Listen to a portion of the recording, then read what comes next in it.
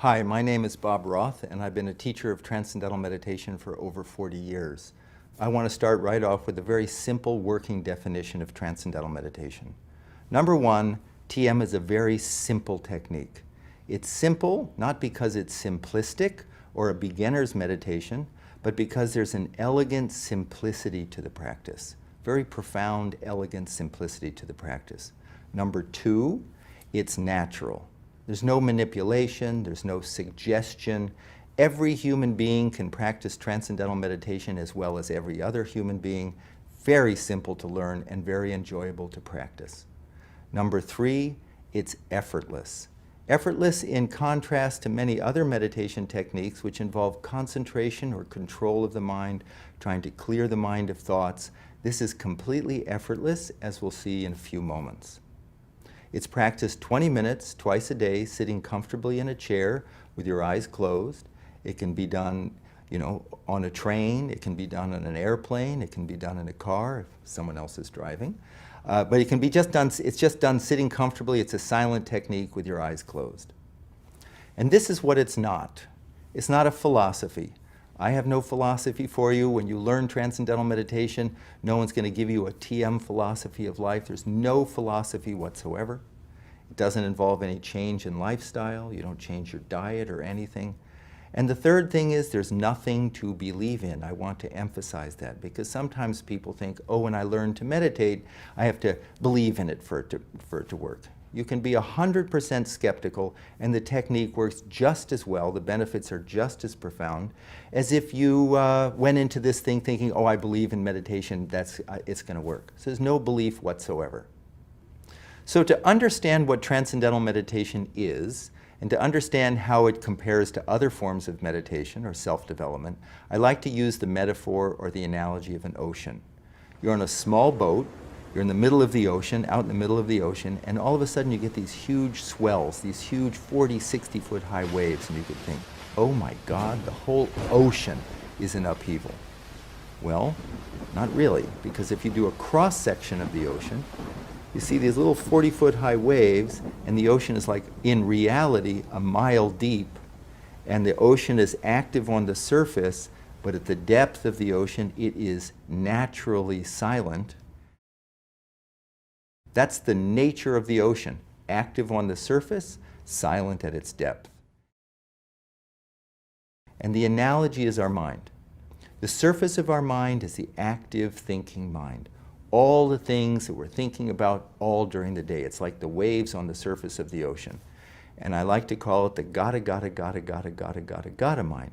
I gotta do this, and I gotta do that, and I gotta call him, and I gotta call her, and I gotta make a list, and I gotta find the list, and I gotta make a new list, and I gotta get going, and I gotta slow down, and I gotta get to sleep, and I gotta wake up.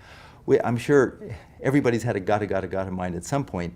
And there's a natural inclination, a natural desire to have some inner calm, some inner clarity, some inner focus, some inner inspiration, some inner peace, some inner happiness. Natural. And the operative word there is inner. And the question is, where is that inner, and how do we get there? Deep within every human being, deep within all of us, is a level of the mind that is already calm, already settled, already wide awake. The ancient meditation texts use very big words. They say it's a source of our unbounded creativity, unbounded intelligence, happiness, focus, clarity. Now the big question is, how do you get there? How do you go from the active thinking gotta level of the mind to these quieter and quieter and quieter levels to that source of thought? And how do you get there effortlessly? It's there right now. We don't have to muscle it. We don't have to believe in it. We don't have to clear our mind of thoughts. That's trying to stop the waves on the surface. We're accessing a level of our mind that's already calm. The natural tendency of the human mind to be drawn towards some field, something more satisfying.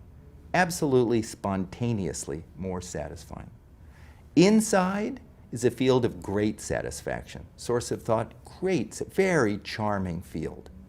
In Transcendental Meditation, we learn how to give the attention of the mind an inward direction. Instead of outward through our senses toward that nice music, that interesting conversation, that, is it hard to watch a great movie? No, your attention is drawn to it.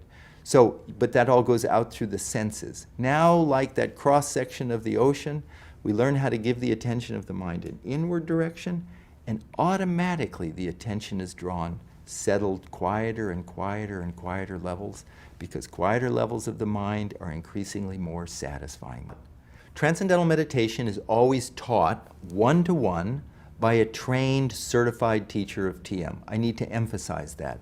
This isn't Transcendental meditation is not a mass meditation. It's not something you learn out of a book, not something you get from a tape.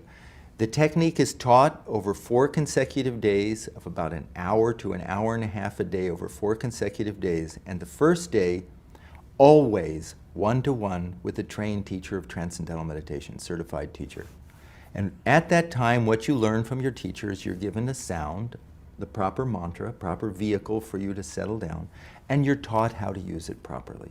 Transcendental meditation is just a simple, natural, effortless technique to give access to that calm, silent level of the mind that is always there, but is overshadowed because of the constant noise, crazy of the day. So there's no change in lifestyle, there's nothing to believe in, there's no philosophy. It's just a simple, natural, effortless technique that once learned, you carry with you for the rest of your life.